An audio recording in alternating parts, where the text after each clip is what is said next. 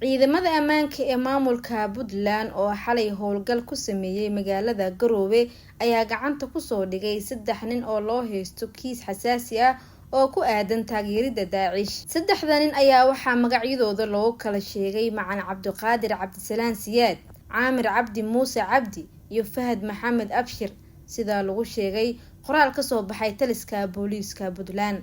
Dhammaan raggani ayaa waxaa booliiska ku soo eedeeyay inay taageero siinayeen kooxda Daacish haddana ay ku jiraan gacanta laamaha amniga ee Puntland.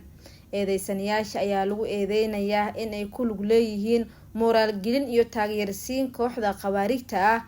Booliiska Puntland ayaa xaqiijinaya in eedeysanayaashu hadda ay ku jiraan gacanta ciidamada ammaanka, halkaasi oo lagu wado baaritaan dheeraad ah ayaa lagu yiri qoraal ka soo baxay taliska ciidanka booliiska ee maamulka Puntland. Sidoo kale waxaa qoraal lagu sheegay in eedeysanayaasha haatan ay ku socoto baaris isla markaana la horgeyn doono cadaaladda si loogu qaado talaabo adag. Booliiska ayaa sidoo kale bulshada ugu digay faafinta wararka aan munaasabka ahayn oo la xiriira kiiskani, ayagoo xusay in baraha bulshada loogu baahan yahay in loo adeegsado si mas'uuliyad leh. Booliiska Puntland ayaa ku boorinaya bulshada inay ka fogaato faafinta wararka aan munaasabka ahayn oo la xiriira kiiskani, ayagoo xusay in baraha bulshada loogu baahan yahay in loo adeegsado si mas'uuliyad ah, ayuu hadalkiisa sii raaciyay taliska booliiska.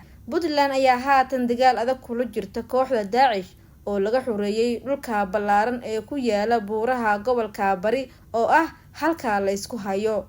Zamzam Maxamuud, HBM TV, magaalada Nairobi.